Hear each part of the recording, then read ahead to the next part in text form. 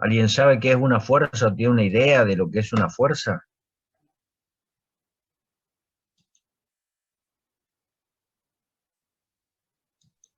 Sería aquella que puede modificar el estado de un cuerpo, ya sea en reposo o en movimiento. ¿Qué es lo que es el estado? El estado de reposo. Reposo, sí, pero también podés modificar el estado de movimiento.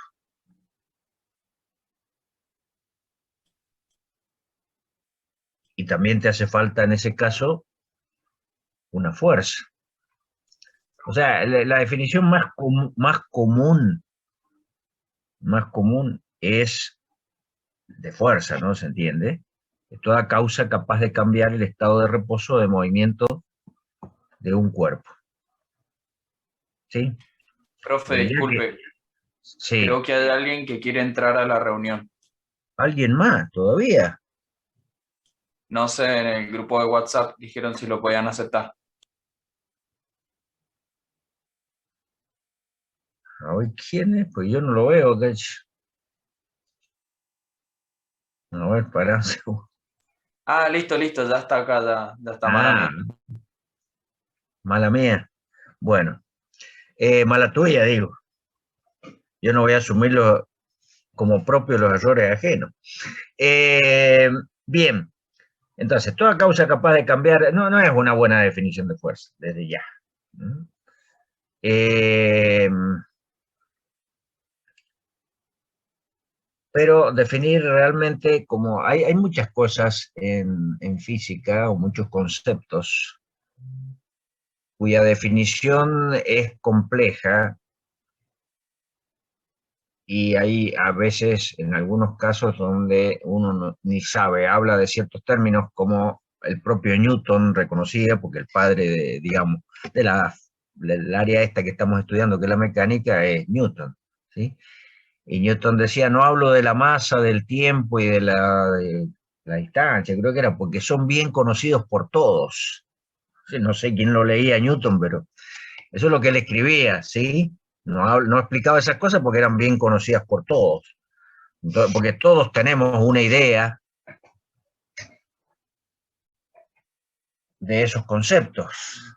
¿Mm? ¿Por qué? Porque esto es como, siempre digo, es como construir un diccionario. Yo con un diccionario, ¿qué intento hacer? Dar el significado de distintas palabras, pero para definir unas palabras necesito otras, ¿sí? Para definir esas otras, pero de algún lado tengo que arrancar. ¿Se entiende lo que estoy diciendo? O sea, debe haber un conjunto de palabras que para el común de las personas o que el común de las personas le asignan el mismo significado y a partir de ellas puedo definir otras, porque si no, no podría definir una nueva palabra si no conozco la definición de las otras. No sé, de algunas tengo que conocer, porque cualquier definición yo uso palabras para definir. ¿Se entiende lo que estoy diciendo? No puedo arrancar de cero. Bueno, y la fuerza puede ser una de esas ideas, ¿no? La energía puede ser otra, ¿no? El tiempo puede ser otra. ¿No? ¿Qué es lo que es el tiempo?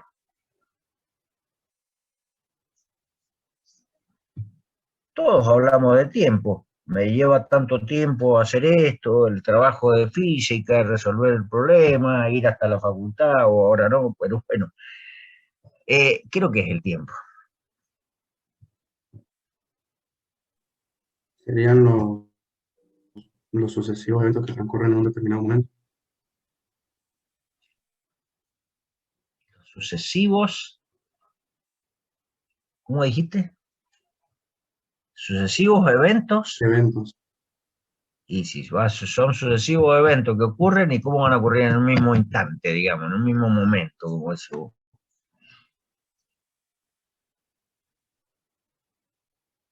En un ¿Cómo sería esa cuestión? Si ustedes buscan el diccionario, tiene un diccionario a mano. Yo llevo un par en el celular siempre, porque siempre es útil. Pero el tiempo, qué sé yo, según el diccionario, es el lapso transcurrido entre dos eventos. Ahora vayan a buscar la definición de lapso,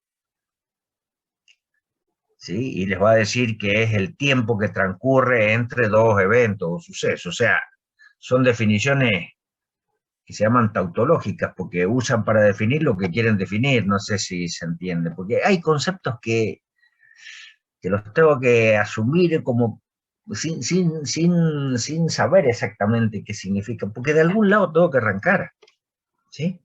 Y el tiempo es uno de esos conceptos, ¿sí? Por eso hay algunas definiciones que desde el punto de vista, digamos, literario pueden ser interesantes. Por ejemplo, para Platón el tiempo era la duración, fíjense, la duración de las cosas sujetas a cambio, a mudanza, decía él, a cambio, ¿sí? O sea, todo lo que cambia, la duración de las cosas que cambian, eso era el tiempo, ¿sí? Hay otras definiciones. En el Martín Fierro dice que como que dice que el tiempo solo es tardanza de lo que está por venir, porque el tiempo es una rueda, y rueda es eternidad. Y si el hombre lo divide, solo lo hace en mi sentir por saber lo que ha vivido o le resta por vivir. ¿Debutó? Ahora, desde el punto de vista literario, perfecto. Ahora, ¿qué es lo que es el tiempo? No, no lo dice, ¿sí? Para Borges, o una de las que le atribuyen a Borges, el tiempo es aquello que nos hiere en cada hora y nos mata en la final. También son bonitas desde el punto de vista literario, digamos, pero nada más, ¿sí? Entonces, por ejemplo, el concepto ¿quién era el alumno 28 otra vez? A ver, espera un segundo. Esperen un segundo.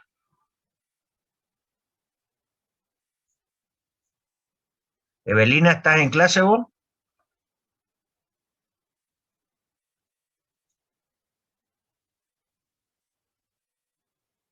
Espérenme un segundo.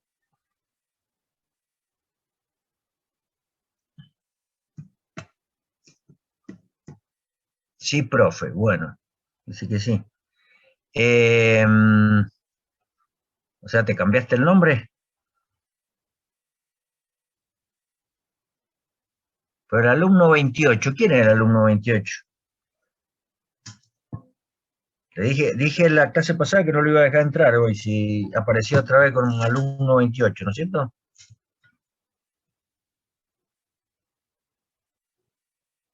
¿Sí o no?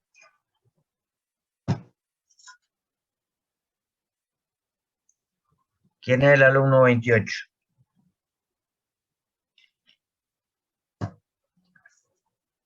Bueno, ahora está prometido, por eso no los dejo entrar a todos de entrada, sino que voy viendo quiénes van entrando, ¿sí? La próxima no entra. No está, no contesta, no dice nada, listo. Bueno,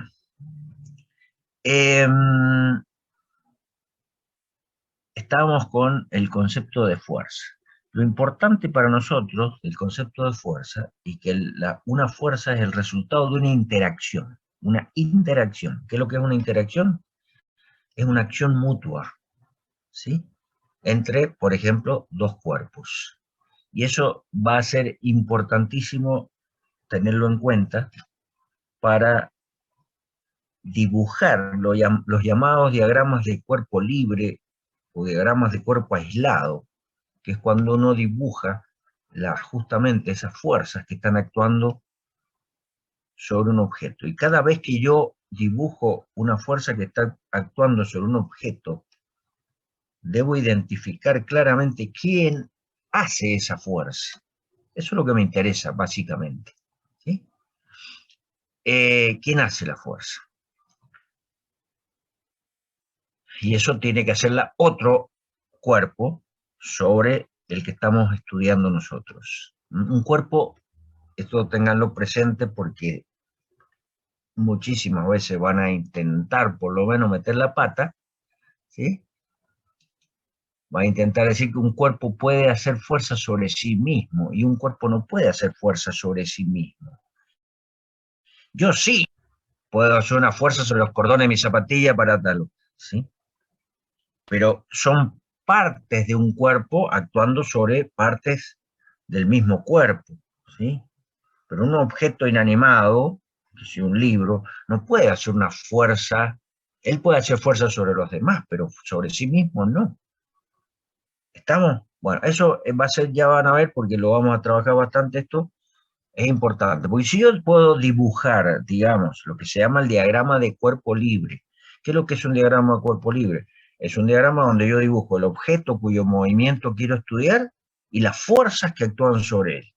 Si yo logro dibujar bien eso, tengo medio problema resuelto. Si yo dibujo alguna fuerza o pongo una fuerza de más, una de menos, la dibujo con sentido opuesto al que corresponde, ahí estoy perdido. Porque ahí seguro que las cosas me van a salir mal. ¿Estamos? Bueno, entonces dijimos que todas las fuerzas son el resultado de una interacción. ¿Sí? Hay 4 tipos básicos de fuerzas en el universo, que son la interacción gravitacional o gravitatoria, la interacción nuclear débil, que recordarán ustedes, no sé si lo comentamos en química, es la que está vinculada con la emisión de electrones, radiación beta, digamos. ¿Se acuerdan lo que era la radiación beta en química?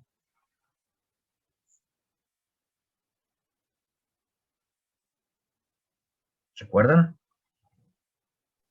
¿Eran electrones a altas velocidades?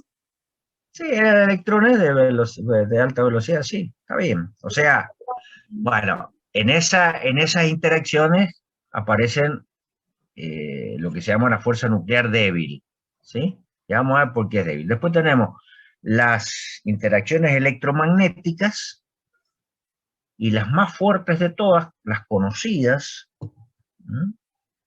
Es la interacción nuclear fuerte que se llama, que es la que mantiene unido, y piensen ustedes que todos ya saben de la escuela, del curso de ingreso, etcétera, que entre dos partículas cargadas eléctricamente con igual signo se produce una fuerza ¿de qué? ¿De atracción o de repulsión? De repulsión. De repulsión, ¿sí? Entre dos cuerpos cargados eléctricamente con cargas de igual signo, hay repulsión. Pero en un núcleo atómico tenemos, por ejemplo, protones. Todos tienen carga positiva. Los neutrones no tienen carga, ¿sí? Entonces, alguien debe mantener unidos a los protones en el núcleo. Eso se llama interacción nuclear fuerte y es la más fuerte de las interacciones conocidas en la naturaleza.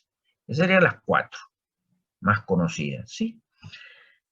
Si uno le asigna el valor de 1 a la más fuerte de estas, y la que dijimos recién, la interacción nuclear fuerte, la que mantiene unidos los protones en el núcleo, la gravitatoria, la más conocida, la que ya de alguna forma introdujimos en la clase pasada al hablar de tiro vertical y caída libre, ¿sí? Esa valdría 10 a la menos 43 veces. Imagínense lo que es 10 a la menos 43. ¿Sí? Es 0,000000000. O sea, serían fuerzas muy pequeñitas. Pero curiosamente, esas fuerzas, que son las más pequeñitas conocidas en el universo, son las que mantienen unidos a todos los cuerpos del universo. ¿Mm? Porque, digamos, la fuerza que cohesiva del universo, la que mantiene unido, qué sé yo, el Sol, la Tierra con la Luna, el Sol con la Tierra y los demás planetas, y el Sol con otras estrellas, etcétera, es la fuerza de atracción gravitacional, porque es muy débil, ¿no? Pero es de largo alcance. O sea, no se extingue hasta el infinito, digámoslo así. Ya vamos, cuando veamos la fórmula básica de la fuerza de interacción gravitacional, vamos a ver que solo valdría o tendería a valer cero cuando la distancia entre dos objetos tendiese a ser infinitamente grande. ¿Sí? En cambio, las interacciones nuclear fuerte, nuclear débil, etcétera, esas actúan a distancias muy pequeñas, muy pequeñitas, dentro del átomo, por ejemplo, la estructura del átomo. No se ha encontrado todavía una teoría del campo unificado, digamos, que pueda reunir a todas estas fuerzas en una sola cuerpo teórico, digamos. Entonces todavía seguimos, se han logrado algunos avances significativos, pero ya hace, digamos, 50 más, como 70, 80 años que se está buscando esa teoría que una o reúna todas las fuerzas del universo, pero no se ha podido plantear un solo cuerpo teórico que explique todas ellas. Entonces, por ahora, nosotros las seguimos trabajando como separada, y las dos que nos interesan básicamente en mecánica son la electromagnética, que ya me dijeron que algo, o sea, que algo saben, o sea, la interacción entre dos cuerpos cargados eléctricamente, por ejemplo, ¿sí? La fuerza de roce, por ejemplo, es un caso o un ejemplo justamente de interacción electromagnética, y las fuerzas gravitacionales. ¿Está? Pero así, en forma genérica, uno podría, después vamos a introducir muchos otros tipos o clasificaciones de fuerza. Pero en principio, podemos decir que las fuerzas pueden ser o de contacto o fuerzas a distancia. ¿Sí? Fuerzas de contacto o fuerzas a distancia. Si yo tomo esta virome con la mano, yo con mis dedos estoy ejerciendo una fuerza. Esa es una fuerza de contacto. De contacto. Si yo empujo un vehículo, estoy ejerciendo una fuerza de contacto. Ahora, si yo suelto esto y cae, ¿por qué? Porque la Tierra lo trae, pero la Tierra no está en contacto con la virome. Esa es una fuerza de acción que llamamos a distancia. ¿Sí? Después en física van a introducir más el concepto de campo, campo eléctrico, campo gravitatorio, campo magnético, etcétera, pero nosotros nos manejamos más con los conceptos simples de fuerzas, ¿sí? De contacto y a distancia. Entonces, de todas las fuerzas que nosotros vamos, o con las que vamos a trabajar en mecánica, de todas, hay una que es a distancia, que siempre es el peso de los cuerpos, por ejemplo, ¿sí? O sea, la fuerza de atracción gravitacional. Todas las demás fuerzas que actúan sobre un cuerpo, en principio van a ser fuerzas de contacto. Yo tiro con una cuerda, con una soga, empujo con la mano, etcétera. Todas esas van a ser, necesitan de contacto entre los cuerpos para ejercerse. Eso lo vamos a ver cuando dibujemos los diagramas de cuerpo libre o diagramas de cuerpo aislado. ¿Estamos? Bueno, yo les dije algo el otro día, ¿sí? Pero me olvidé. Y ahora lo busco y nos vamos ahí. Espérenme un segundito.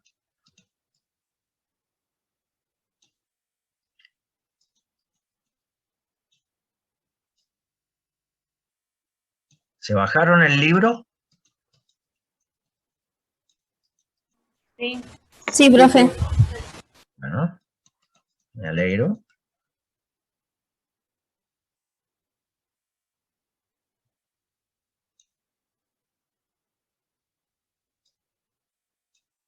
Espérenme un segundo, que ya llego.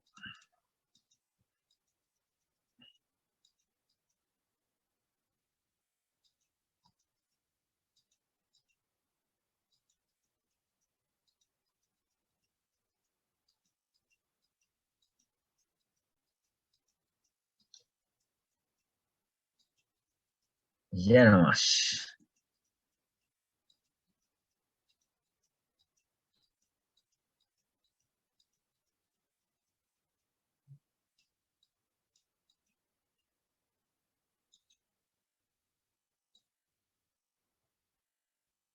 Yo voy a pasar en el texto, ¿no?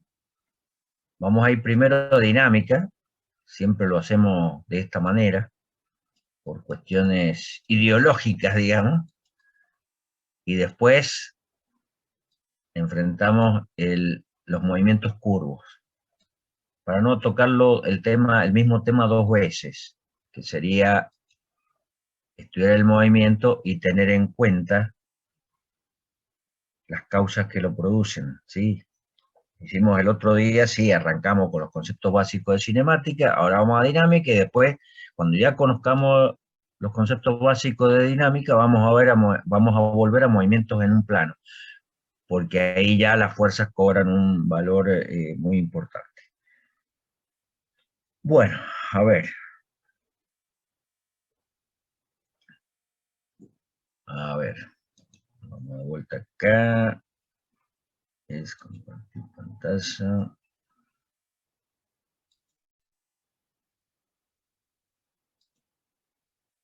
Y creo que esta noche empiezo a plantearles preguntas por Twitter, por lo menos a los que estén interesados en ello, ¿sí?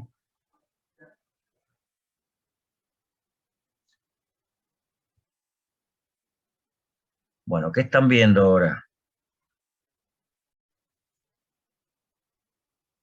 Y la magnitud, ¿sí? Pero vamos a aclarar qué significa, porque en varios textos el término dirección hace referencia a lo que nosotros llamamos sentido, ¿sí? A ver, la recta de acción sobre la que actúa una fuerza, por ejemplo esta, la recta de acción es una línea vertical, digamos, en este ejemplo, o inclinada en este otro, u horizontal en este caso, eso me indica la dirección de la fuerza. Pero la flecha, esta, me indica el sentido, ¿sí? Y el largo del vector, es decir, eso indica el módulo o lo que acá en el texto le llama la magnitud de ese vector. ¿Estamos? Entonces, sentido es el indicado por la flecha. Esta dirección sería de vertical, de abajo hacia arriba, de arriba hacia abajo, como quieran, pero el sentido es hacia arriba. ¿Está? Este sentido es hacia la izquierda. La dirección es horizontal, pero para cada dirección yo tengo ¿cuántos sentidos posibles? Dos. Dos. Para cada dirección tengo dos sentidos, o para un lado o para el otro, ¿sí? Pero bueno, es importante tenerlo en cuenta, ¿sí? Cuando yo tengo más de una fuerza, bueno, se me produce el concepto de superposición de fuerza, ¿sí? Y por lo tanto, normalmente tengo que proceder a hallar lo que acá le han llamado R, es decir, la resultante, ¿sí? ¿Qué es lo que es la resultante de un sistema de fuerzas? La suma o resta de las fuerzas. Bueno, sí, vamos a hacer una cosa como esa, una operación como esa, pero ¿qué es lo que es la resultante de un conjunto de fuerzas o de un sistema? O sea, si yo tengo más de una fuerza actuando sobre un cuerpo, digo que sobre el cuerpo está actuando un sistema de fuerzas. ¿Sí? Sistema de fuerzas. Ahora, si yo puedo encontrar, que no siempre se puede, si yo puedo encontrar una única fuerza que aplicada sobre ese cuerpo le produzca el mismo efecto que el conjunto le producía, he hallado yo la resultante del sistema. ¿Sí? O sea, la resultante de un sistema sería una única fuerza que es capaz de reemplazar a todas las fuerzas dadas, produciendo el mismo efecto. ¿Estamos de acuerdo? A eso es lo que yo le llamo la resultante. pero no todos los sistemas tienen resultante. O sea, no siempre puedo reemplazar un conjunto de fuerzas por una sola. ¿Mm? Pero en la mayoría de los casos que se nos presentan en mecánica, sí. Y de ahí la utilidad del concepto de resultante. ¿Cómo hallo la resultante? Bueno, ya algunas cositas vimos el año pasado, algo habrán visto en matemáticas, cuando tienen que sumar dos vectores, así rápidamente. Después, cuando veamos la parte de estática, lo vamos a trabajar de una forma ligeramente diferente, para hallar los valores. Pero acá, ¿yo qué hago? Simplemente aplico lo que se llama la regla del Paralelogramo.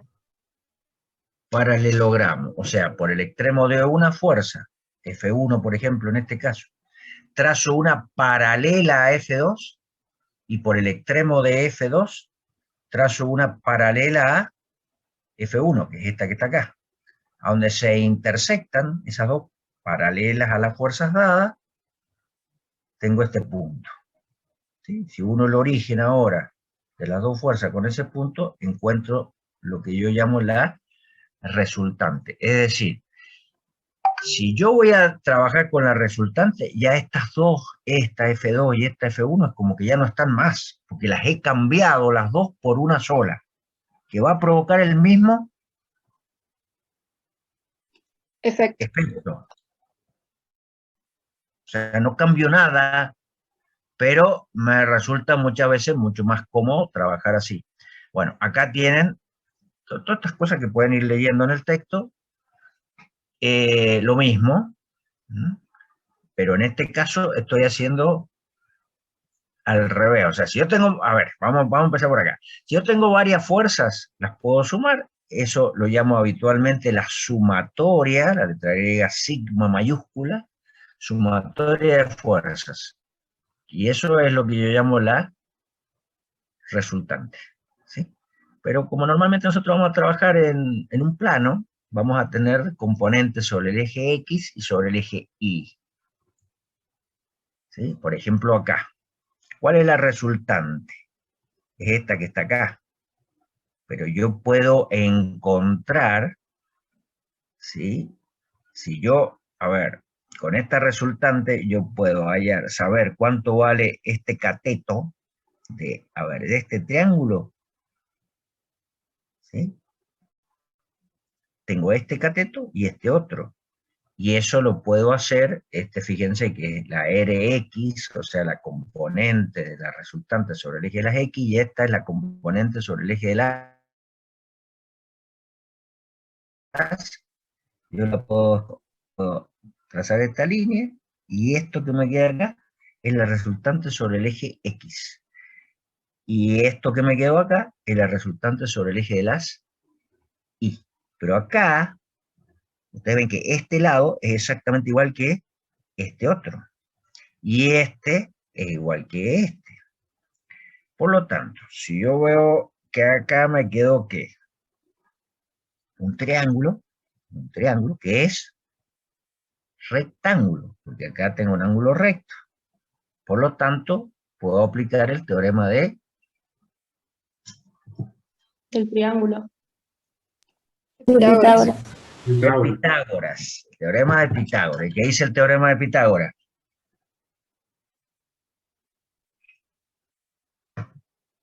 ¿Qué dice el teorema de Pitágoras?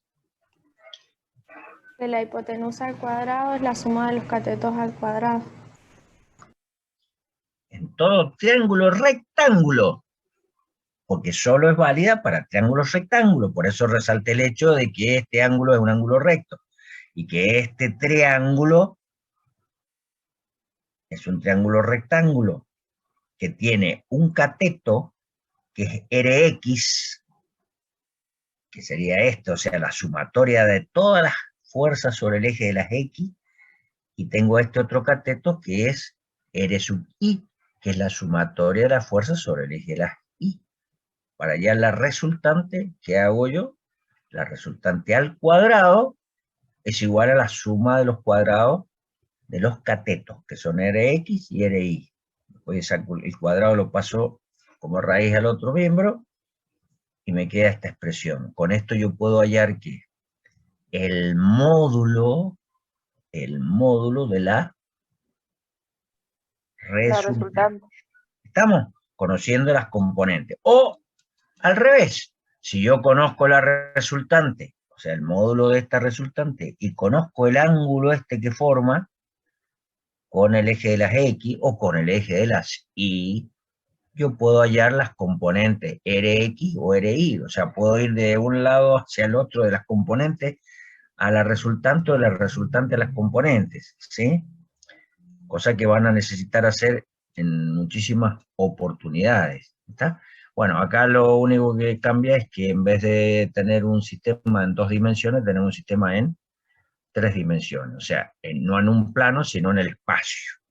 Porque el otro día dijimos que para ubicar un punto en una línea, necesitamos una coordenada, una sola, ¿sí? Pero para dibujar un punto en un plano, ¿qué necesitamos? 2 coordenadas. 2 coordenadas. ¿Se acuerdan que hablamos de la guerra de barquitos, por ejemplo? Que uno dice A5, entonces, bueno, esas son las 2 coordenadas en un plano. Bueno, para ubicar un punto en el espacio en 3 dimensiones, necesitaríamos ¿cuántas coordenadas? 3 coordenadas. ¿Cuántas? 3. Una para una línea, sobre una línea, 2 para un plano y 3 para el espacio, ¿sí? 3 para el espacio. O sea, ustedes imagínense en una habitación que tienen 2 paredes que se intersectan en ángulos rectos entre sí. Ahí tendríamos el eje de la Z, digamos, ¿sí?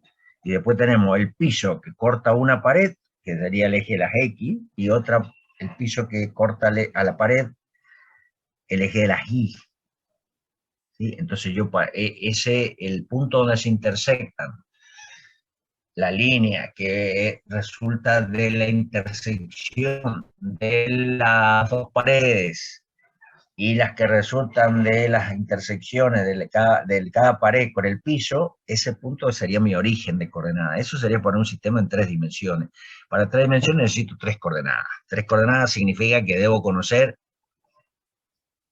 la coordenada X, la coordenada Y, la coordenada Z, ¿sí?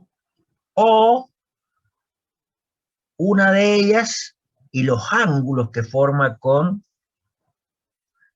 2 de las direcciones del espacio. Pero necesito 3 coordenadas. Como acá también yo lo puedo hacer, por ejemplo acá, se ve más claro, ¿sí? Yo tengo esta fuerza, es F1, pero yo puedo hallar con si yo tengo este ángulo y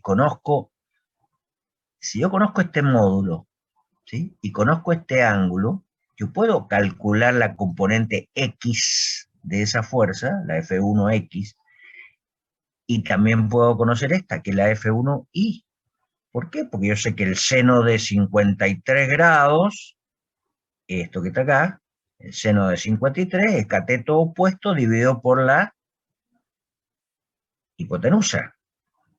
Por lo tanto, si yo conozco la hipotenusa y conozco este ángulo, puedo saber cuánto vale esto. ¿Y esto qué es lo que sería? La componente Y sería esta, igual que esta. ¿Estamos? Y si yo uso el coseno de 53, es el cateto adyacente, que es este pedacito que está acá, dividido por la hipotenusa. Por lo tanto, yo puedo saber cuánto vale esto, que es F1 por el coseno de 53, y la otra era F1 por el seno de 53 grados. ¿Estamos?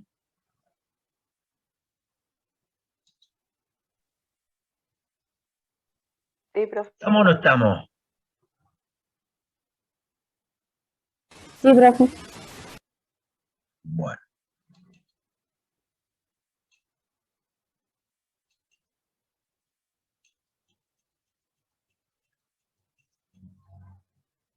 Bueno, Newton escribió las leyes de la dinámica, ¿sí?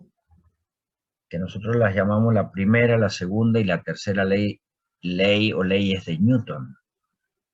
Hay una que él la dio por, digamos, sobreentendida, que sería una cuarta, pero en realidad sería la primera, y es la ley de la causa y el efecto, ¿sí?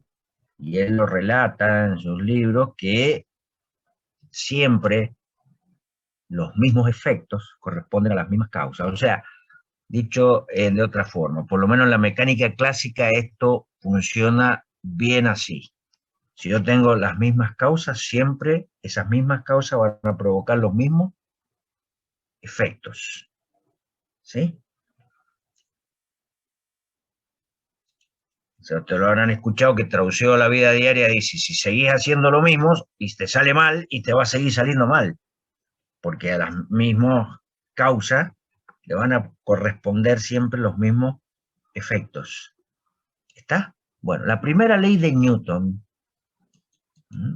que es muy importante, y normalmente la obviamos porque en nuestra cabeza por ahí nos juega una mala pasada, es que todo cuerpo tiende a permanecer en el estado de reposo. De reposo, es decir, que está quieto. A menos que una fuerza externa que se le aplica a otro cuerpo, actúe sobre él. Pero no dicen estado solo de reposo, dicen estado de reposo de movimiento rectilíneo y uniforme, que es lo que nosotros estudiamos en la clase pasada, el MRU, ¿sí? Pero si yo, en vez de estarse el cuerpo moviendo con una velocidad constante, tiene una velocidad igual a 0, el cuerpo está en reposo. Sea que el cuerpo esté en reposo, o sea que esté en movimiento rectilíneo y uniforme, es un movimiento sin causa, porque, digamos, no hay fuerza. En realidad no es que no hayan fuerzas, sino que la suma de todas las fuerzas que están actuando, es decir, ¿cómo le llamamos? La resultante. La resultante vale 0. No van a encontrar nunca, porque cualquier cuerpo, yo estoy sentado en la silla, bueno, tengo una fuerza que hace la silla sobre mí hacia arriba, ¿sí? Y además tengo que la Tierra me está tirando a mí, por la fuerza de atracción gravitacional, hacia abajo. Para que yo esté quietito en mi posición, la resultante de esas dos fuerzas tiene que valer ¿cuánto? 0. 0. Sí, no es que no haya ninguna fuerza, hay dos fuerzas, en este caso particular que les estoy citando, pero las dos tienen igual dirección, igual módulo y sentidos Opuesto. Exactamente.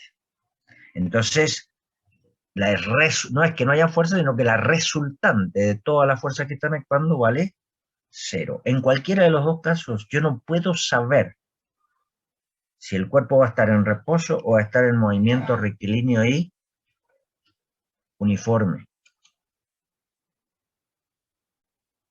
¿Está? Lo único que sé es que si el cuerpo está en reposo o está en movimiento rectilíneo y uniforme, la sumatoria de todas las fuerzas que están actuando sobre él, ¿cuánto vale? 0. ¿Sí? Ahora, si la sumatoria de las fuerzas que actúan sobre un cuerpo vale 0, yo no puedo saber si el cuerpo está en reposo o está en movimiento rectilíneo y uniforme.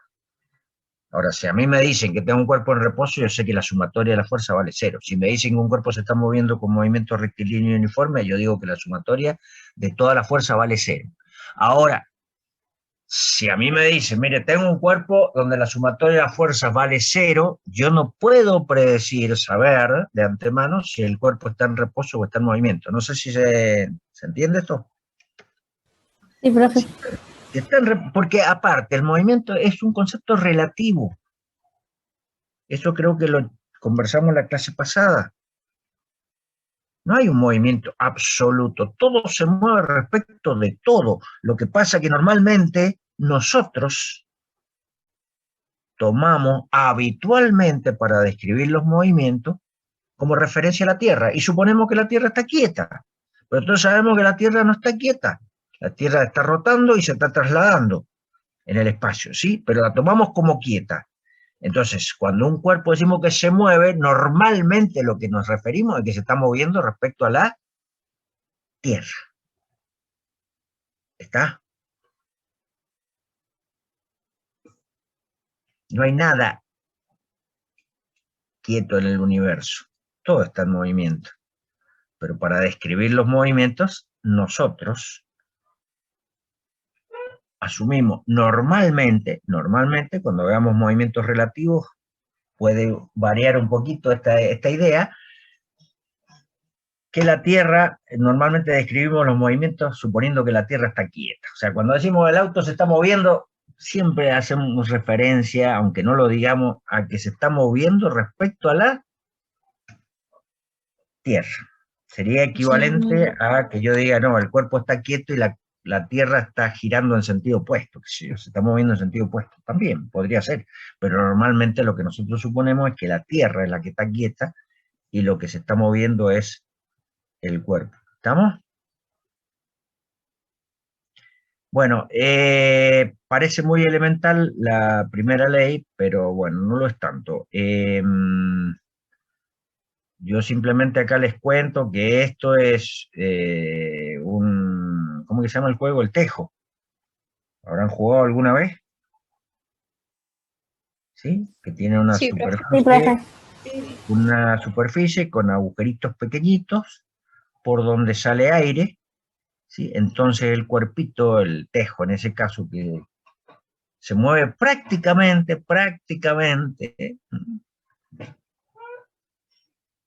cuando yo lo impulso con movimiento rectilíneo y uniforme, porque se supone que no hay ninguna fuerza entre el tejo y el piso. ¿Por qué no hay? Porque entre el tejo y el piso, en este caso, hay una capa delgadita de aire. Entonces, la fuerza de roce, que es esencial para nuestras vidas, creo que también lo conversamos algo en la clase pasada, se supone que ahí no actúa. O si actúa es tan chiquitita que la podemos despreciar. ¿Está? Ustedes habrán visto cuando se termina, se acaba el tiempo de la ficha, ¿qué pasa? ¿Han tratado de mover el tejo sobre la mesa? Cambia completamente. ¿Mm? Si yo al otro cuando lo toco, cuando está el aire saliendo, digamos, por los orificios, es fácil mover el cuerpo y una vez que lo pongo en movimiento, prácticamente se mantiene en movimiento en línea recta y con velocidad constante. ¿Sí?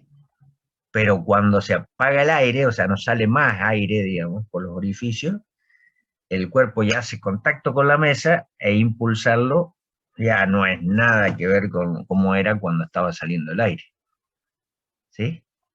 Bueno, acá, por ejemplo, dice, la tendencia de un cuerpo a seguir moviéndose una vez iniciado su movimiento es resultado de una propiedad llamada inercia. Por eso se llama primera ley de Newton o ley de la inercia. La primera es la ley de la inercia. ¿Sí? ¿Qué dice la ley de la inercia? ¿Qué dice?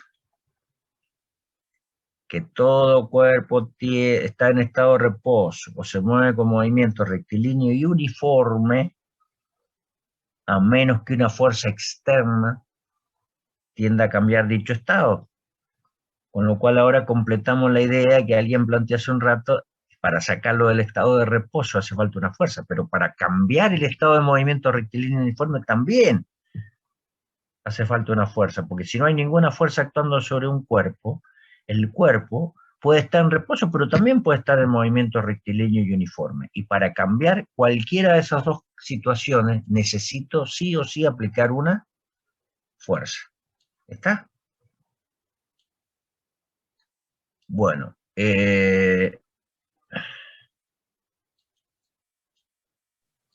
bueno, todo esto, o sea, tendrían que leerlo, pero bueno, yo creo que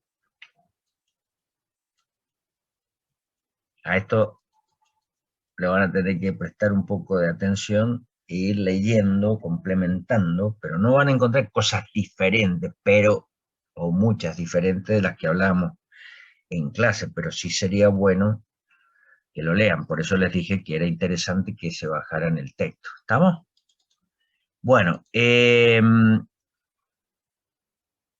marcos de referencia inerciales. Bueno,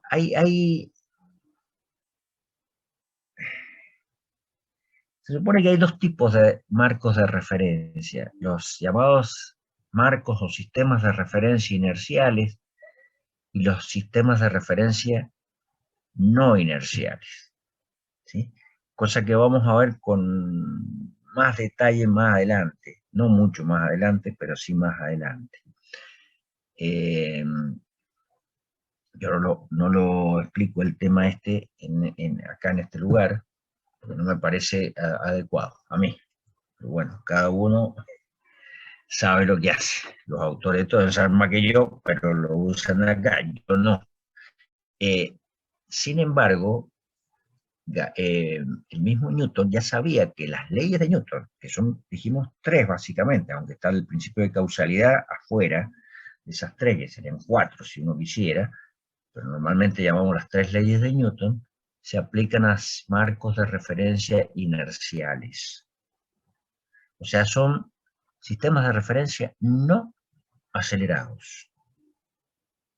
Pero él sabía, y vamos a hacer unos cálculos sencillos cuando toquemos este tema, para mostrar que la Tierra es un sistema de referencia no inercial. O sea que en principio no podríamos aplicar las leyes de Newton, ¿no?, en un sistema de referencia como es la Tierra, que es nuestro sistema de referencia predilecto, digamos, el que usamos habitualmente, ¿sí? Porque la Tierra es un sistema de referencia acelerado, pero tenemos que avanzar un poco más para explicar por qué es un movimiento, la Tierra es un sistema de referencia acelerado y por ende un sistema de referencia no inercial. Estos son inerciales, ¿sí? Bueno, todo esto lo vamos a explicar cuando a mí se me antoje, cuando yo lo crea más conveniente, que no es en este momento. Acá ya está con velocidades relativas. Vamos a pasar ahora nosotros a la segunda ley de Newton, o ley de la masa, que se llama habitualmente.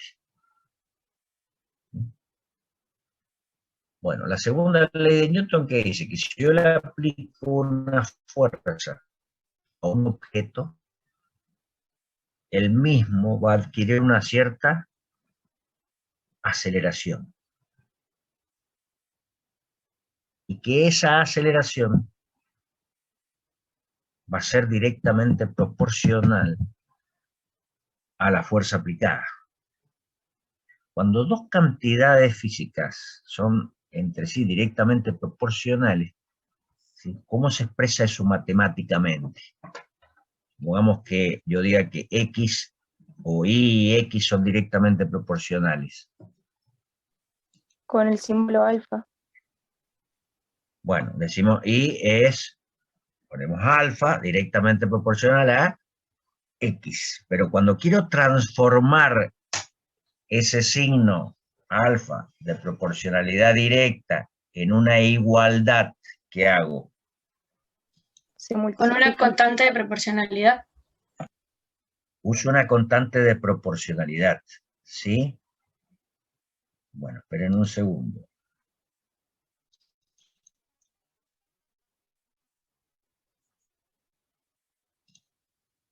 Esa constante de proporcionalidad, o sea, en este caso, yo, ¿qué haría? Diría que la aceleración adquirida por un cuerpo, vamos a ponerlo así. En los textos, habitualmente, las magnitudes vectoriales, como la fuerza y la aceleración, y la velocidad también, ¿no? Se indican con una flechita encima, pero en muchos textos, por razones de comodidad, se usa la negrita, pero en muchos textos también, por la calidad de la impresión, no se alcanza a distinguir si es una negrita o no. ¿Estamos? Entonces, yo le pongo la flechita encima. Entonces, yo digo que la aceleración que adquiere un cuerpo es directamente proporcional, según lo que me dijeron ustedes, a la fuerza aplicada. Pero ya que estamos, vamos a volver a lo que dijimos hace un rato. Esto es el origen, ¿sí? Esta línea indica que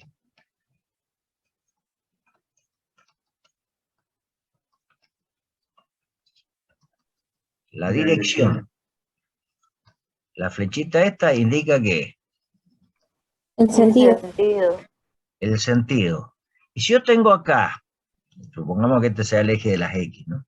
Tengo hasta acá una fuerza F,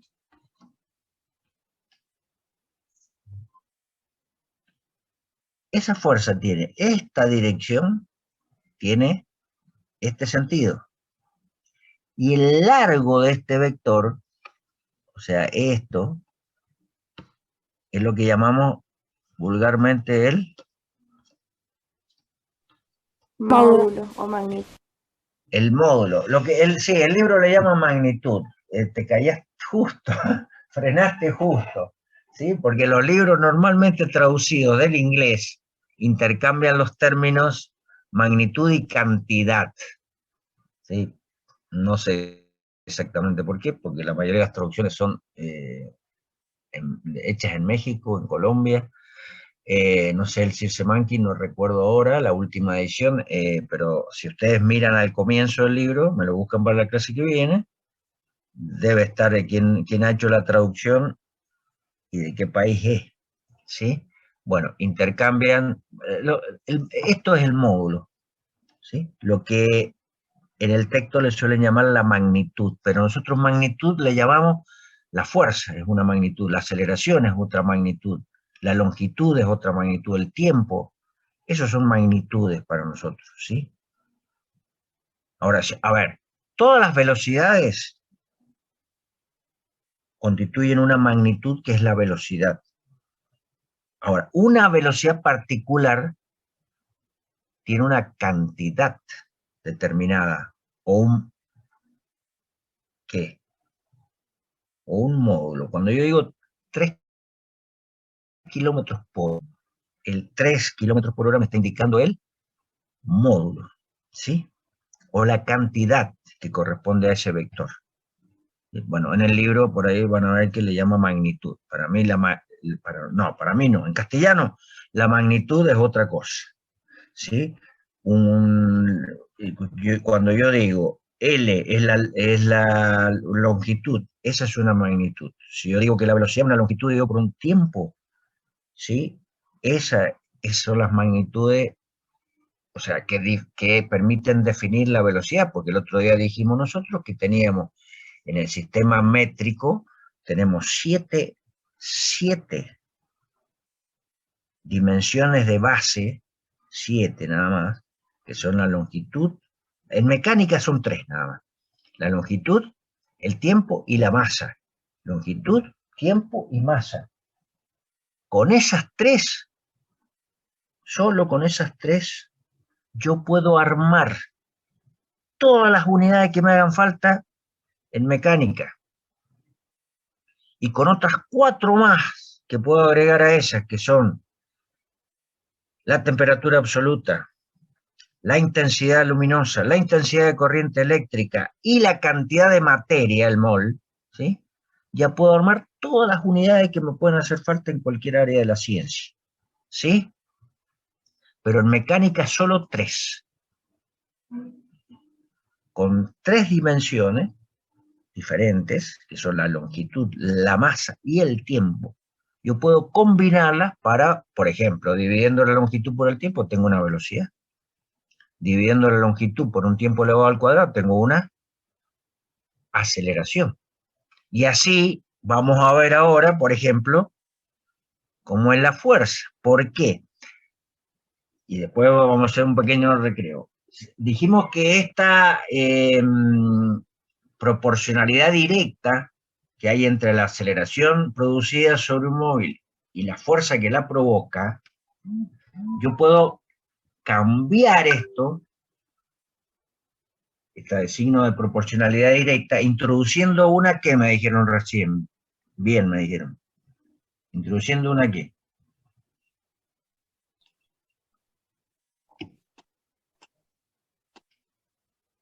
Una constante de proporcionalidad. Bueno, o sea, yo tengo un cuerpo. Ese cuerpo tiene una aceleración. Esa aceleración es provocada por ¿quién? Por una fuerza. Por una Por fuerza. una fuerza.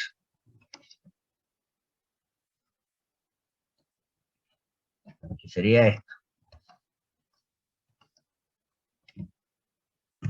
¿Sí? Y entre la fuerza aplicada al cuerpo y la aceleración hay una constante de proporcionalidad. ¿Sí? Entonces yo puedo escribir que F es igual, vamos a poner así como corresponde, a una constante, que me está faltando acá adelante, por la aceleración. Y a esa constante, de ahora en adelante, la vamos a llamar la masa del cuerpo. Y la masa del cuerpo, ¿no?, es una constante propia de cada cuerpo. O sea, cada cuerpo tiene su masa. ¿Sí? Para provocarle una cierta aceleración, yo entonces voy a necesitar aplicarle una fuerza. Y la aceleración adquirida por una masa, cuando yo le aplique una fuerza, va a tener este vector y este van a tener la misma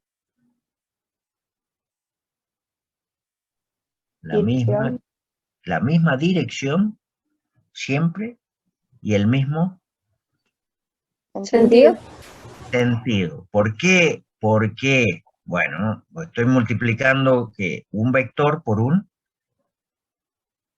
escalar. Escalar. Por lo tanto, el producto de un escalar por un vector me da otro vector que tiene la misma dirección que el vector dado. ¿Está? O sea que esto que es un escalar multiplicado por esto que es un vector, me tiene que dar otro vector, sí o sí, que tiene la misma dirección que este vector. Pero como la masa es un escalar siempre positivo, ¿sí? Porque el cuerpo tiene una masa de 1 kilogramo, 1,5, pero no va a tener una masa de menos 2,5 kilogramos. ¿Qué quiere decir? Que esta fuerza y esta aceleración además van a tener siempre el mismo Sentido. sentido. O sea, No,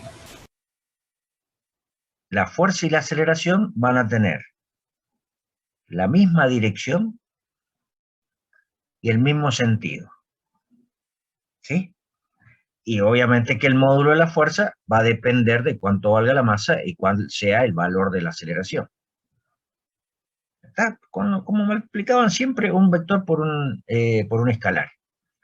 Solo le puedo cambiar la dirección, va a ser la misma que la del vector dado. Y el sentido va a depender de que el escalar sea positivo o negativo, pero como la masa siempre es positivo, ¿qué quiere decir? Que este vector y este siempre van a tener la misma dirección y el mismo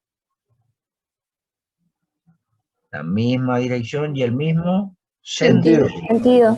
que es lo como está dibujado acá, o más o menos dibujado, ¿sí? ¿Podría ser la aceleración y la fuerza de igual módulo?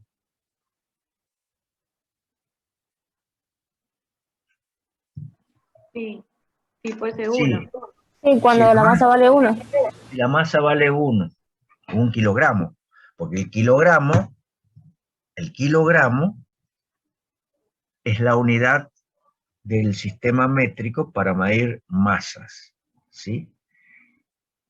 El metro es la unidad para medir longitudes y el segundo es para medir el tiempo.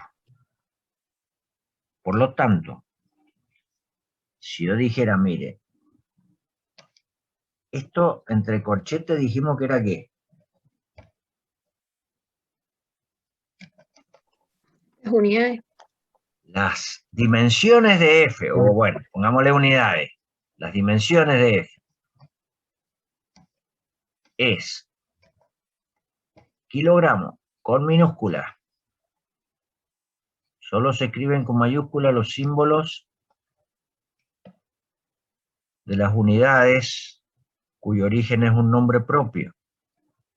Por ejemplo, la que vamos a escribir ahora, ¿sí?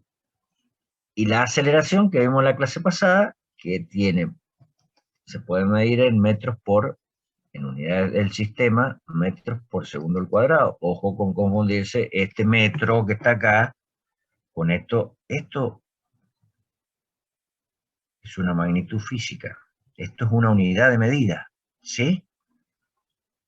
Para medir longitudes.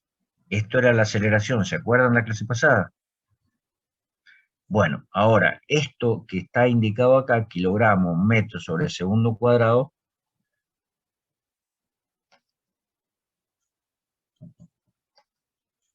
es un newton, que es la unidad de fuerza en el sistema métrico. El newton es la unidad de fuerza en el sistema métrico. El símbolo se escribe con mayúscula. La unidad va con minúscula. Y el apellido de Newton, obviamente, con mayúscula. ¿Sí? Todo eso lo dice el Sistema Internacional de Unidades o el Sistema Métrico Legal Argentino. Entonces, ¿en qué vamos a medir de aquí en adelante la fuerza? En Newton. Y muchas veces, para poder simplificar, vamos a tener que cambiar el Newton por su equivalente, que sería kilogramo masa por metro sobre segundo al cuadrado. Es decir, ¿qué sería un Newton?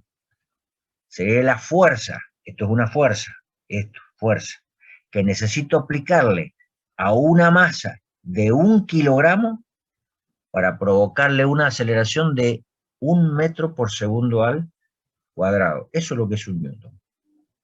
La fuerza necesaria para producirle a una masa de 1 kilogramo una aceleración de 1 metro por segundo al cuadrado. ¿Estamos? Profe, Sí. ¿y el kilogramo fuerza cuántas unidades de Newton son? Bueno, cuando volvamos me lo estudio después del recreo y te lo cuento. ¿Ah? El kilogramo fuerza no es una unidad del sistema métrico. ¿Sí? El kilogramo fuerza lo usamos mucho nosotros, y muchas veces mal inclusive, porque lo usamos casi como intercambiablemente con la unidad de masa. Y el kilogramo fuerza no corresponde al sistema métrico. La unidad de fuerza en el sistema métrico es el newton.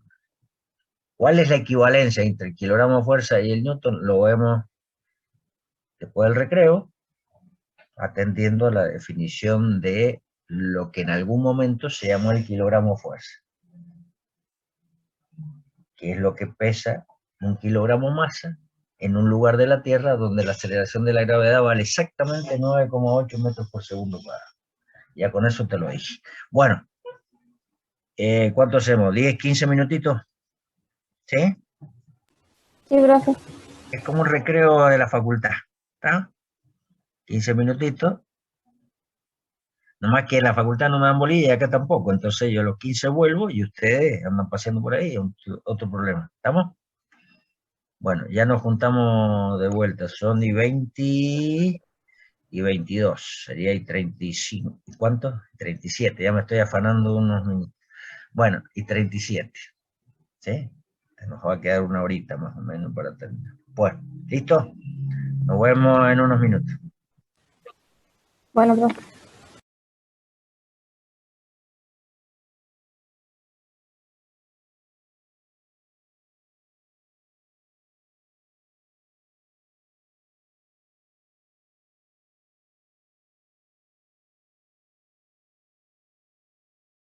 Evalúe su comprensión de la sección. Estaba leyendo y tenía dudas si era el A o el B.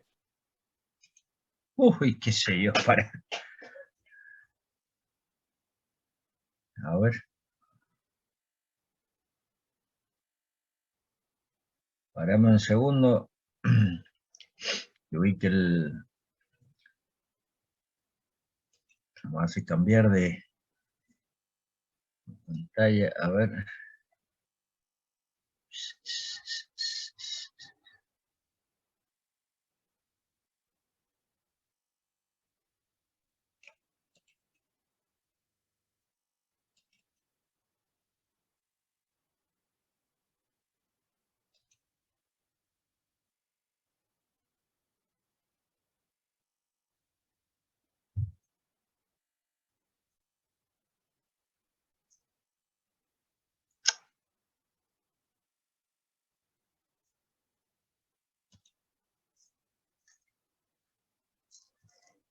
¿Cuál estás viendo ahí?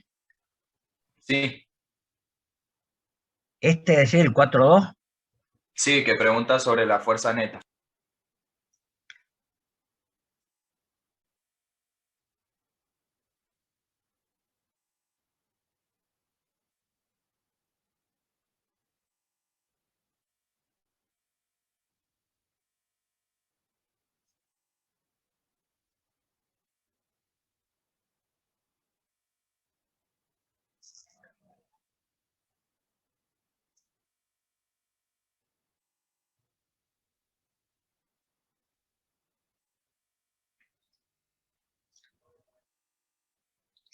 Bueno, mirá.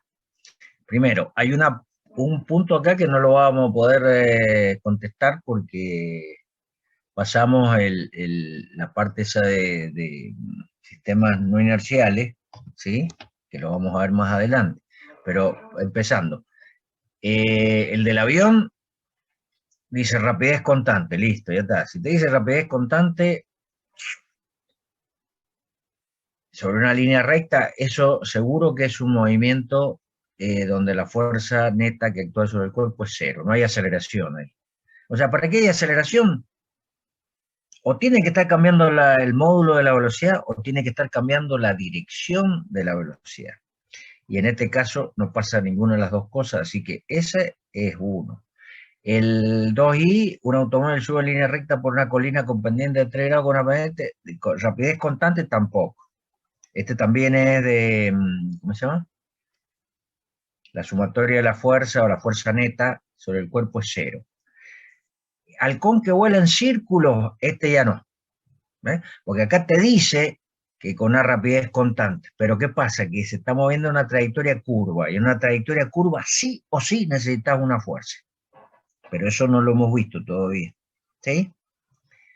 Y en el punto 4 dice una caja con superficies lisas sin fricción que está en la parte de atrás de un camión, cuando ésta acelera hacia adelante en un camino plano a 5 metros, bueno,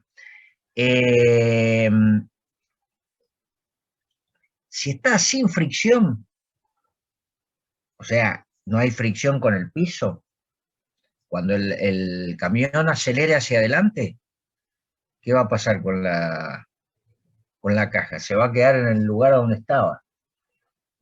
O sea que en ese caso también la sumatoria neta de las fuerzas van a ser nada más que el peso y la normal, que sumadas van a dar cero, y no, como no hay fuerza de roce, porque te lo dice acá, sin fricción. Entonces también, o sea, el 1, el 2 y el 4 serían, y la 3 no, definitivamente no. Trayectorias curvas, para una trayectoria curva siempre vas a necesitar una fuerza neta, que ya vamos a ver por qué aparece esa fuerza neta, ¿sí?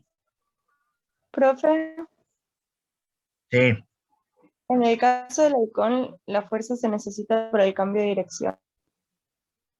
en el caso del halcón, Sí. sí, claro, claro, esa fuerza es imprescindible en una trayectoria curva. Yo pensé el de la caja como el del disco que estaba explicando más temprano, que está sobre el tejo, ese que está sobre la capa esa de aire. Yo hubiese pensado que apenas se mueve el camión, se mueve la caja, ¿o no? Y no se puede. ¿Quién la arrastra la caja?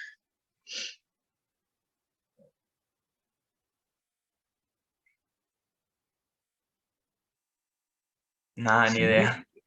Ah, sí, a ver, si hubiera una fuerza de roce entre, que acá dice que no la hay, porque dice una caja con superficie lisa, sin fricción, te lo aclara dos veces.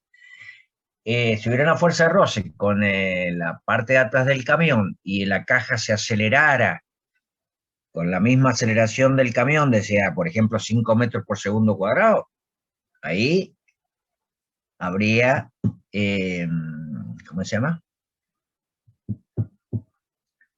Una fuerza neta actuando, ¿sí? Para acelerar la caja también. Pero en ese caso donde no hay fuerza de interacción entre el piso del camión y ¿cómo se llama? La parte de atrás del camión y la caja, no puede hacer ninguna fuerza horizontal. Por lo tanto, la caja no se va a quedar en el lugar donde estaba. Te pueden pasar tres cosas en eso, en ese caso. Que la fuerza de roce, si hay, que en este caso no hay, si hubiese, te permitiera a vos arrastrar la caja con la misma con la misma aceleración que tiene el camión. Eso podría ser un caso. El otro caso es que la fuerza de roce máxima entre las superficies fuese menor que para provocarle una aceleración de 5 metros por segundo cuadrado. En ese caso, la caja se iría quedando, se iría retrasando respecto del camión, o sea, se iría moviendo hacia atrás. Y en este caso, donde no hay fuerza, listo, la caja se va a quedar en el lugar, ¿eh? Donde estaba, porque no hay quien la tire hacia adelante, digamos, cuando acelera el camión. Eso seguro.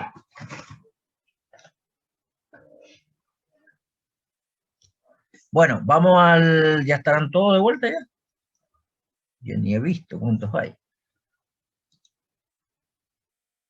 Estamos acá. Bueno, sala de espera. Yo estoy ya... ¿Cuántas veces han entrado estos niños? A ver.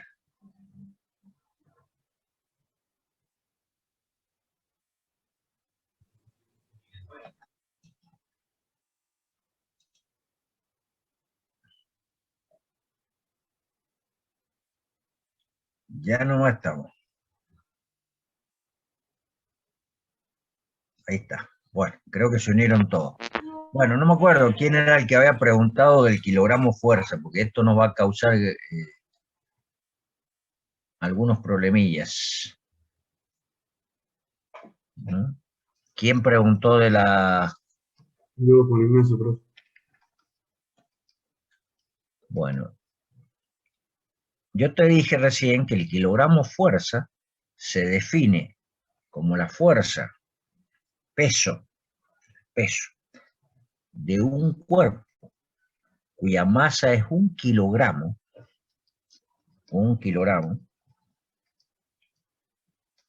cuando la aceleración de la gravedad, o en un punto de la Tierra donde la aceleración de la gravedad es 9,8 metros por segundo al cuadrado. Esto es un kilogramo que yo en la guía, cuando aparece kilogramo fuerza, está así escrito. Porque ponerle el vectorcito arriba es más complicado, porque si una fuerza es una magnitud vectorial, entonces en muchos lados te aparece con una flechita encima, ¿sí? Bueno, en la guía está todas las veces que figura kilogramo fuerza está escrito así. A ver, estamos dejando entrar a alguien.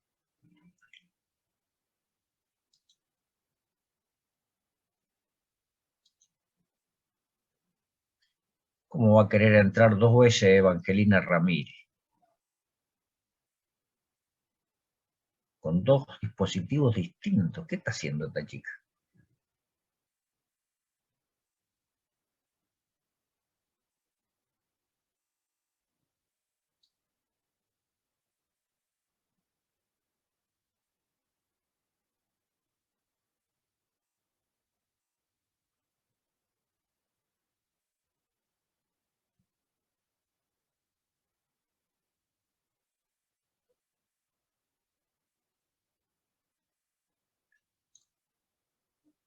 Bueno, Evangelina, ¿entraste?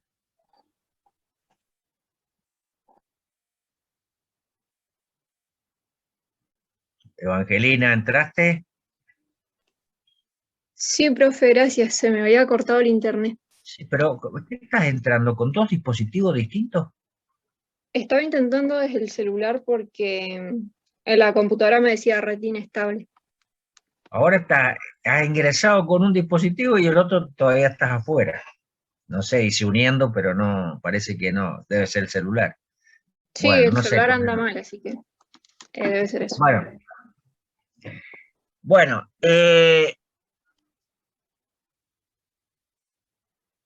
esto que está acá,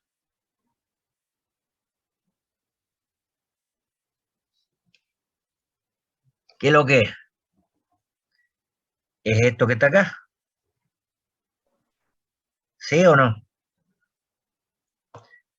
Quiere decir entonces que un kilogramo fuerza es igual a 9,8 newton. Esa es la equivalencia. ¿Estamos? Porque, vuelvo a insistir, el kilogramo fuerza se define como el peso de un cuerpo de masa 1 kilogramo en un lugar de la Tierra donde la aceleración de la gravedad es exactamente 9,8 metros por segundo cuadrado, que más o menos es a 45 grados de latitud y al nivel del mar, ese valor. Ya dijimos el otro día que no es constante, no vale lo mismo, que si en San Rafael vale 9,79 y algo, ¿sí? Muy cercano, 9,8. En toda la Tierra entre 9,78 más o menos y 9,82. ¿Por qué? Porque en los polos, por ejemplo, la Tierra es achatada en los polos.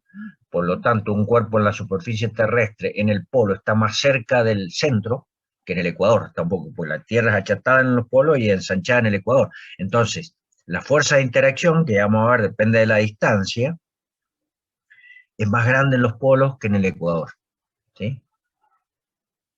Porque está más cerca el cuerpo del centro de la Tierra. Digo. Siempre las distancias se miden de centro a centro, del cuerpo cuyo peso estoy midiendo y el centro de la Tierra. Entonces, como la Tierra es achatada en los polos, un cuerpo pesa más en los polos, aunque tenga la misma masa, exactamente la misma masa, pero pesa un poquito más en el polo que en el ecuador, pues la diferencia es pequeña, digamos, ¿sí? Bueno, ¿estamos con esto? ¿Se entendió? Un kilogramo fuerza es 9,8 newton, ¿sí? Lo único que tienen que tener mucho cuidado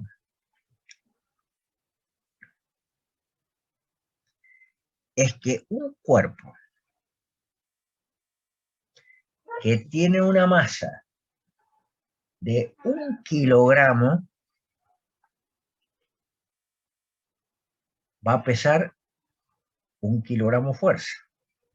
O sea, el mismo valor numérico me va a dar la masa y el peso.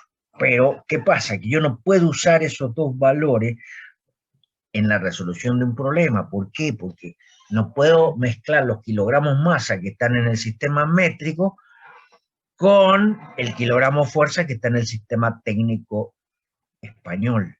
Tengo que usar las masas en kilogramos y las fuerzas en newton. No sé si quedó claro, ¿sí? Pero es así.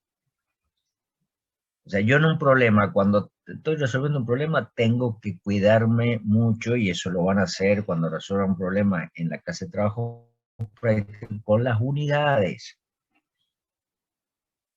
Siempre traten de llevar siempre las unidades al sistema métrico. Entonces las fuerzas, cuando les aparezcan en kilogramos fuerza, pásenlas a Newton. ¿Qué hacen?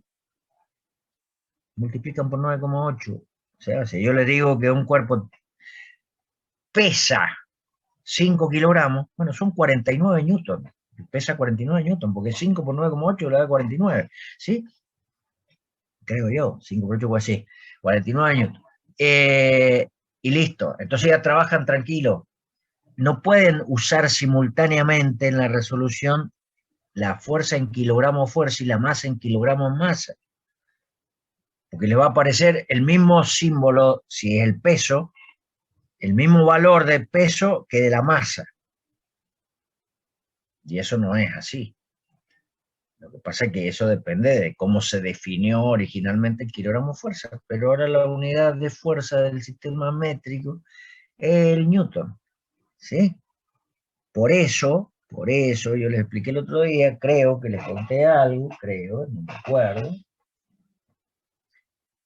Si ustedes miran, ¿tienen alguno un paquete de hierba en la mano, por ahí al lado? Seguro que alguno tiene. Sí, profe. Sí, profe, bueno. A ver, ¿qué dice? El contenido neto, ¿cómo dice? A ver, fíjate.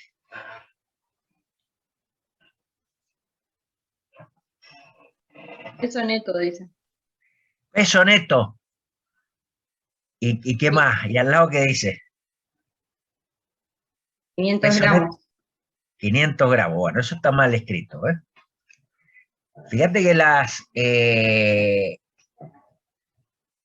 todos los alimentos, digamos, de acuerdo al Código Alimentario Argentino, tienen que tener expresado el peso, la masa, lo que sea, el volumen, en unidades del sistema métrico, porque sí lo establece el código, ¿sí? Entonces yo no puedo poner, a ver, ¿qué es lo que tiene de mal eso? Que diga peso neto 500 gramos. ¿Por qué? Porque el gramo es una unidad de masa.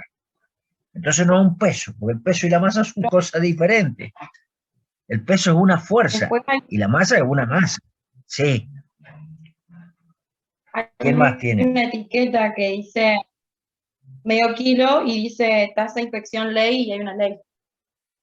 Pero está puesto ahí en kilos. Medio No, kilo, no, bueno. está bien, pero te dice, ¿cómo te dice? Porque hay muchos que para gambetear el problema que le ponen contenido neto 500 gramos. Entonces, como no dice peso ni dice masa, está bien. O simplemente te ponen neto 1 kilogramo. ¿Sí? Entonces, si te dice neto 1 kilogramo, vos tenés que entender que es una masa de 1 kilogramo. ¿Está? Ya sé que todos te dicen paquetes de 1 kilo. 1 kilo, ya lo dijimos el otro día, 1 kilo no significa nada, porque 1 kilo puede ser kilogramo. Fíjense que el kilogramo es la única unidad del sistema métrico que tiene un prefijo. De las unidades de base, es la única. Porque pues, yo digo, sí, milímetro, sí, pero no es la unidad de base del sistema métrico. Para mí la longitud no es el milímetro, es el metro. ¿Sí? La otra, ¿cuál es? Dijimos recién, para medir tiempo, el segundo. ¿Yo puedo escribir kilosegundo? Si quiero, sí, claro, si significa 1000 segundos. ¿Está? Y cualquier otra unidad del sistema métrico, ninguna lleva prefijo. La única que quedó con un prefijo y que se cambió digamos, ya no se mide más con a ver, ¿qué es lo que era 1 kilogramo? Era un cilindro de platino iridiado que hace 2 años, creo ya, se eliminaron todas las unidades que tenían un patrón mecánico, digamos. Ya no hay nada definido sobre patrones mecánicos, porque los patrones mecánicos cambian con el tiempo. Y la ciencia necesita que eso no suceda. Entonces se hizo todo en función de constantes de la naturaleza. Por ejemplo, la constante de Planck. No hay más unidades definidas. Antes un metro era la distancia entre dos marcas hechas en una barra de platino iridiado que estaba guardada en la oficina de Sèvres en cercanías de París. Y el kilogramo era un cilindro de platino iridiado, ¿sí? Porque tiene esa aleación porque no se oxida, ¿sí? Que estaba también guardado en la oficina de pesas y medidas de Sèvres en las cercanías de París. Bueno, eso ya no existe más. ¿Por qué? Porque yo cuando sacaba el kilogramo, hay mucho escrito sobre esto, cuando sacaba el kilogramo para comparar, si yo quería comparar, ¿sí?, una masa con ese kilogramo patrón, a ver si efectivamente era un kilogramo también, se salían, digamos, se desgastaba una capita de átomo, que parece minúscula, pero con el tiempo, la masa patrón dejaba, o sea, desde la primera vez que la usaron ya dejó de ser la masa que originalmente era. No sé si me explico, no mantenía un valor constante en el tiempo, por eso se cambió. Igual que el segundo, ya no es la 86.400 avas parte del día solar medio, que sería el 86.400 son la cantidad de segundos aproximados que hay en un día. Entonces, un día solar medio es cuando la Tierra da una vuelta sobre su eje y queda apuntando exactamente otra vez con la misma cara hacia el Sol. O sea, tiene que dar un poquito más de una vuelta, porque no está quieta, mientras tanto se va trasladando. Bueno, la 86.400 parte de eso era lo que se llamaba un segundo, se llamaba, ¿sí? Ahora no, se mide en función de patrones atómicos, a través de longitudes de onda del cesio 133 y listo, ya está. Entonces eso va a ser para siempre, digamos, eso no puede cambiar. Y el año pasado, no, el anteaño, en el 2019, si mal no recuerdo, 2019, ya se abandonaron los últimos patrones mecánicos que quedaban. Y uno de ellos era el kilogramo masa. Ya no existe más el kilogramo masa como ese cilindrito de platino que, bueno, tiene una masa de 1 kilogramo. ¿Está? Más o menos, como para que tengan una idea. Bueno,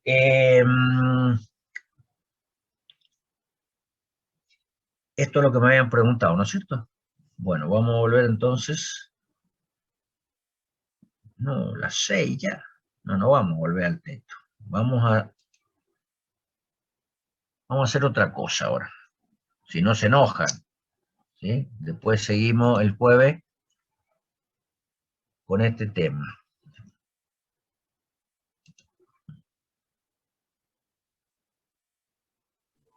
Profe, ¿el jueves va a dar clases? Ah, el jueves feriado. Claro. Sí, profe. Ah, ya, lo decís y riéndote. O sea, estás contenta que sea feriado. No me querés escuchar más, ya, está bien. ¿Quién fue la que habló? Agustina. ¿Cómo? Ana Anita. López. Anita, ¿escuchaste vos? Bueno, ¿ves? Lo voy a tener en cuenta esto, ¿eh?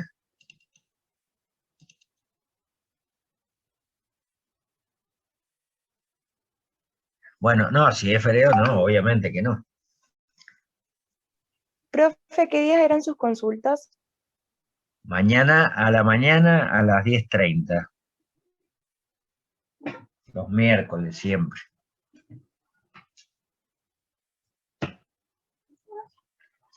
Bueno, acá, ¿qué están viendo ahí? La pizarra esa donde estaba escribiendo. Ah, no he salido yo, bueno, entonces vamos a parar un poquito. ¿Ahora? Un dibujito con un autito y una gráfica. Ah, bueno, eso es lo que yo quería, un autito, porque yo me recuerda a los años de mi niñez. ¿Sí? Bueno, fíjense, esto es para repasar algunos conceptos básicos de cinemática, después vamos a seguir, pero fíjense, ¿esto qué sería? Sería el eje de las X, ¿sí? Que tiene el 0 acá. Y bueno, cada uno de estos valores es la coordenada de posición o simplemente la posición del móvil. Por ejemplo, ahí la posición inicial es 30. ¿Está?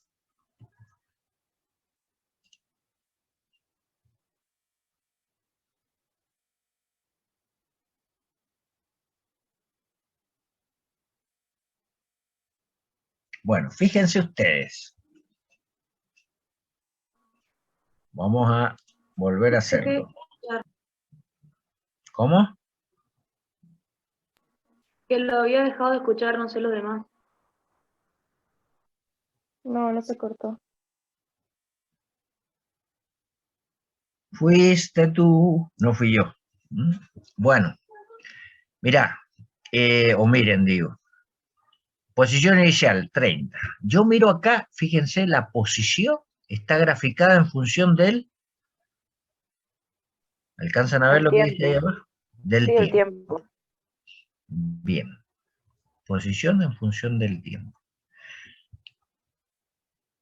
La velocidad, que ya lo vamos a ver en otro dibujito de esto, más bonito de lo que hemos hecho el otro día. ¿Cómo es la primera derivada de la posición en función del tiempo? ¿Recuerdan? La velocidad era la derivada de x respecto de t. Sí, profe. Bueno, quiere decir que esa derivada viene representado por la pendiente de la recta tangente a la curva de x en función del tiempo. La tangente geométrica, porque eso me indica la derivada. Entonces, si yo miro la tangente a la curva en el punto A, sería una línea como esta más o menos, ¿sí?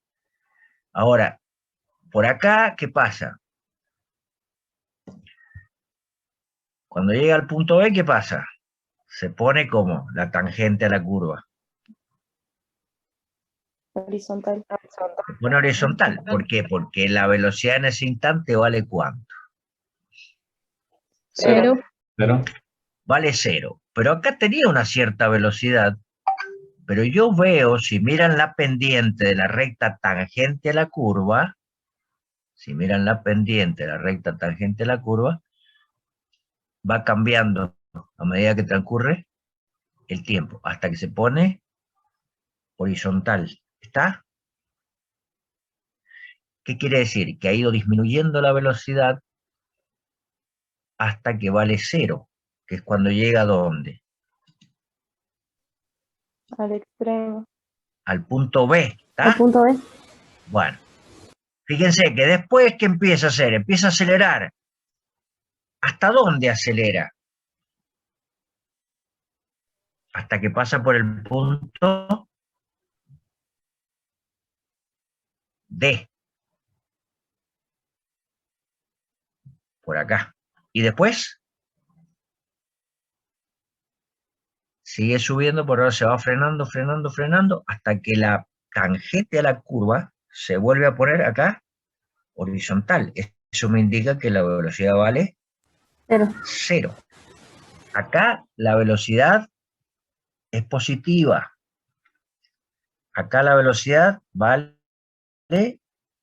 0. Y desde acá hasta todo lo que resta. Fíjense que la recta tangente a la curva forma un ángulo con la horizontal más grande que 90 grados. Por lo tanto, la velocidad siempre es Negativo. negativa. Es negativa. ¿Sí? Por eso es que el movimiento del cuerpo tal vez si vemos otros antes, este es el primero, pero bueno, lo van a entender mejor. Fíjense que se va frenando hasta que llega a B, comienza a acelerar hasta D, ahí fíjense, cuando pasa por D, tiene la máxima velocidad, pero ahí empieza a frenarse, frenarse, frenarse. ¿Por qué? Porque la velocidad tiene un signo y la aceleración tiene signo opuesto. Y eso siempre es un movimiento retardado. ¿Está?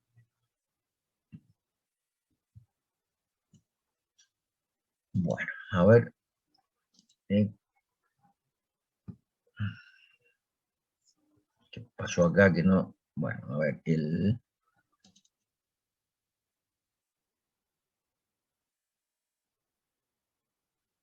viendo la gráfica o no ahí?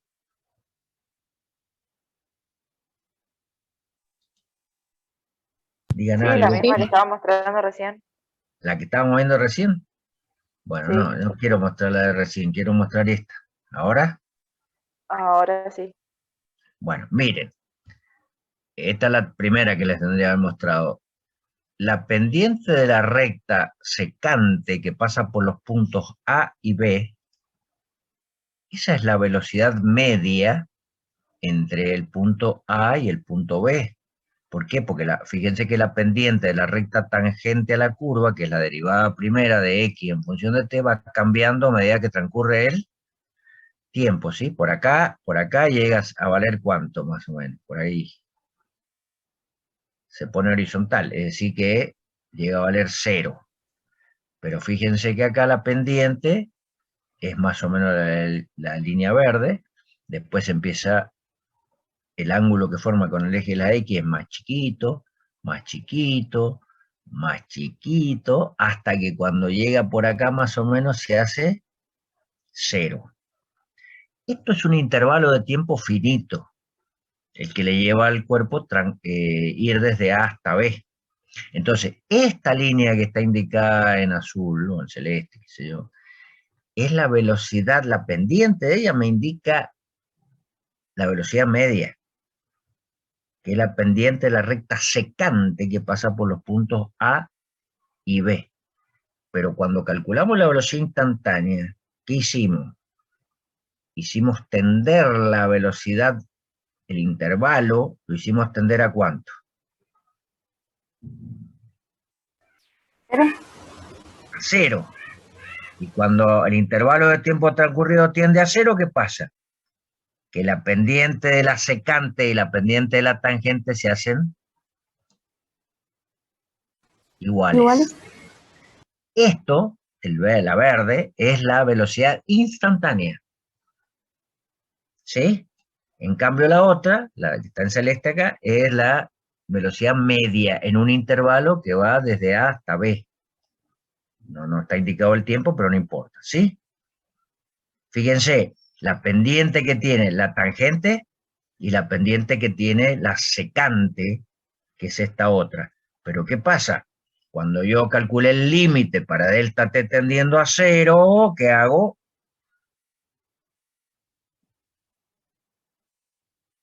Que cuanto más chiquitito es el intervalo de tiempo, ¿qué pasa? Las dos pendientes tienden a hacerse exactamente iguales. Y esto, que es el límite al cual tiende el cociente delta x dividido delta t, cuando delta t tiende a 0, es la velocidad instantánea. ¿Estamos? Sí, profe. Los alumnos de química que hacen preguntas, los de física que no sé si están o no están, porque nadie dice nada. ¿Están por ahí todavía? Sí, profe. Sí, estamos acá. Bueno, ahí están viendo el auto este, ¿sí? Yo veo Fíjense. 6 gráficos. ¿Cómo? Se ven 6 gráficas. ¿Se ven? ¿Cuántos gráficos? 6. ¿Cómo 6? Dice gráficas activas. ¿Cuántos están viendo, che? 6 gráficas, profe. Dice gráficas activas. Página siguiente y anterior. Ah, entonces, para que yo cada tanto no, muy seguido. Me mando alguna macanita. Pero ya lo corregimos ya. Vamos a tratar, ¿va?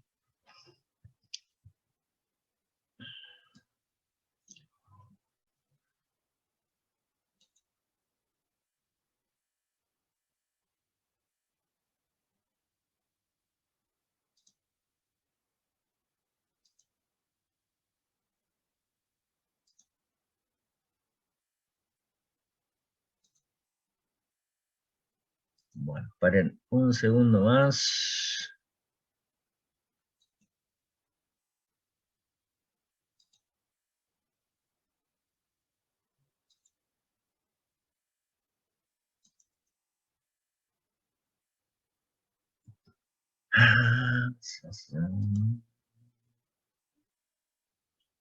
Compartir pantalla. Esto.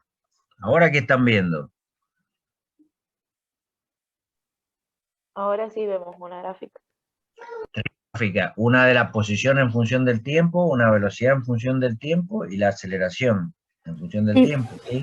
Sí, profe. Bueno, fíjense que la aceleración es ¿qué? ¿Cómo es la aceleración? Constante. Es constante. Es constante. ¿Sí? Entonces, miren ustedes. El auto tiene una velocidad inicial hacia la derecha. ¿Sí? Y tiene una aceleración de más 1 debe ser más o menos metros por segundo al cuadrado, ¿sí? Por lo tanto, se va a mover hacia la derecha. ¿Y qué le va a pasar a la velocidad? Va a ir ¿Aumentando? aumentando, porque fíjense que el signo de la velocidad y de la aceleración son ambos positivos, ¿sí? ¿Está? Esto es más 2, y esto no sé cuánto es, pero acá le he puesto 5 metros por segundo, ¿estamos? Entonces se va moviendo hacia la derecha y cada vez más rápido, ¿está?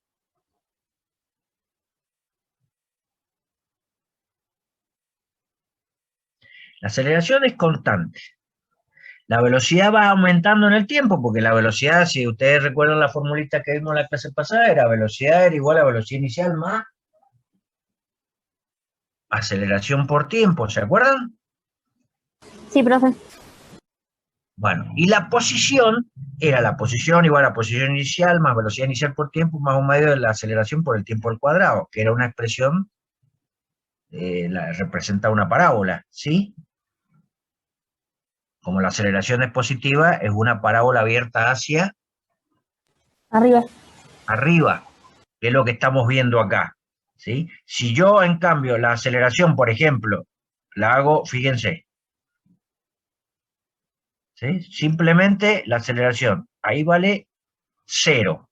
Si yo tuviese aceleración 0, ¿cómo sería el movimiento del cuerpo? Rectilíneo uniforme.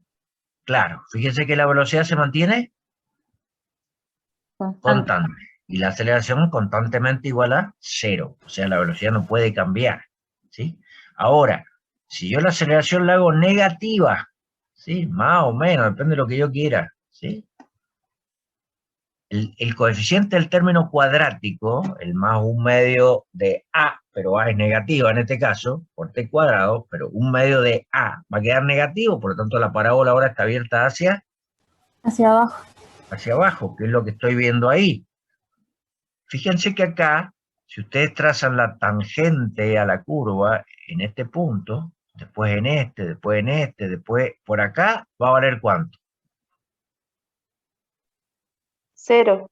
0, que es ese punto que está acá. ¿Estamos?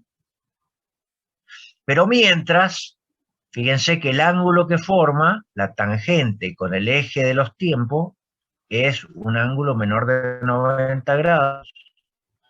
Ahí o ahí, cada vez más chiquitito, más chiquitito, más chiquitito, hasta que cuando llegamos acá se hace 0. Pero cuando pasamos para el otro lado del 0, ¿qué pasa? Que la tangente, por ejemplo, en este punto, es una línea como esta, más o menos. Entonces, el ángulo que forma con el eje de los tiempos es más grande que 90 grados. ¿Está? ¿Qué quiere decir? Que la velocidad pasó a ser,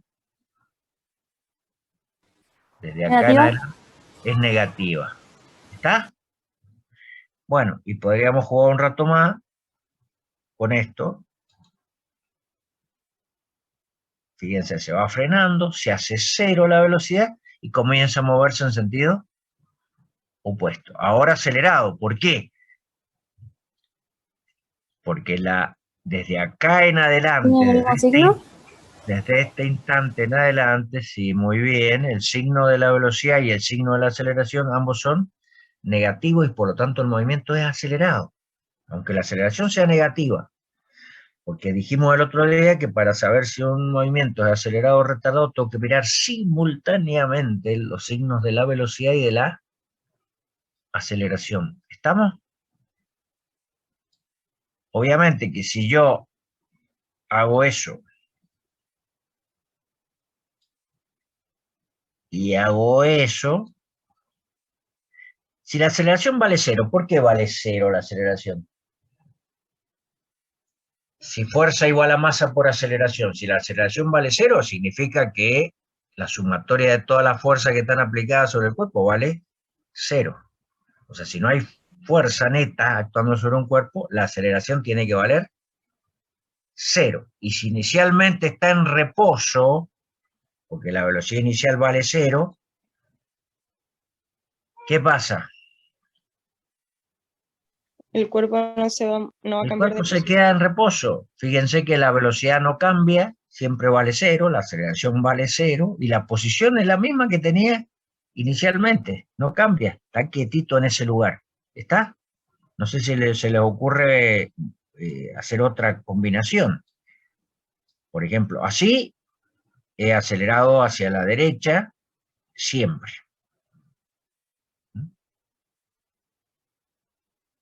Acá ya no. Fíjense, ¿por qué? Porque la velocidad cambia de sentido. La aceleración siempre es negativa acá, pero la velocidad en este tramo es positivo hasta acá, ¿sí? Porque da valores positivos, hasta ahí que tenemos al cero. Y si me corro más hacia la derecha sobre el eje de los tiempos, ya la velocidad se hace negativa. ¿Estamos? Sí, profe. No sé si quieren hacer alguna otra combinación acá. Podemos jugar un rato. Qué sé yo, al que le guste. ¿Y con velocidad negativa y aceleración positiva? Pues ya lo hicimos. Ya ni me acuerdo ya lo que hemos hecho, pero no importa. Probamos. Velocidad negativa. Sí. Y aceleración positiva. Ahí. Y aceleración positiva. Ponele ahí, qué sé yo. Aceleración positiva, la parábola está abierta hacia arriba. Recuerden que esta es la gráfica de posición en función del tiempo. Fíjense que la velocidad ¿va qué?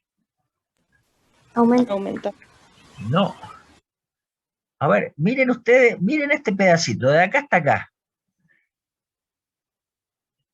El módulo de la rapidez, de la velocidad, que es lo que se llama la rapidez, se va haciendo cada vez más chiquitito, más chiquitito, más chiquitito. Ahí vale cero, ¿o no? Sí. Y de ahí en adelante sí empieza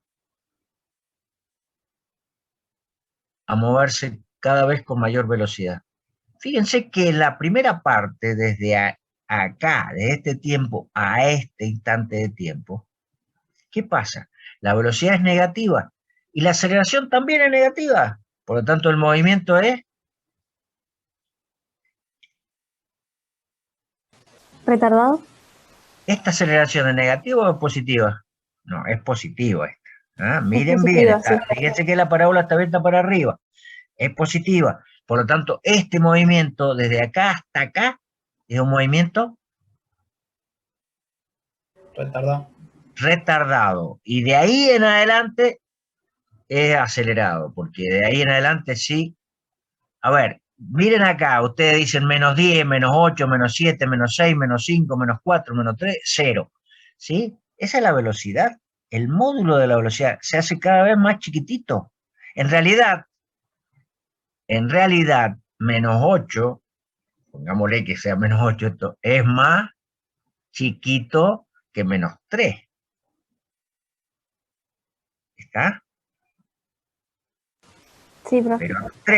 Pero más 3 más chiquito que 8. Bueno, piénsenlo. Pero fíjense, se va frenando, se detiene cuando pasa por ahí y ahí comienza a acelerar. en el sentido opuesto, o sea, aumentar su velocidad.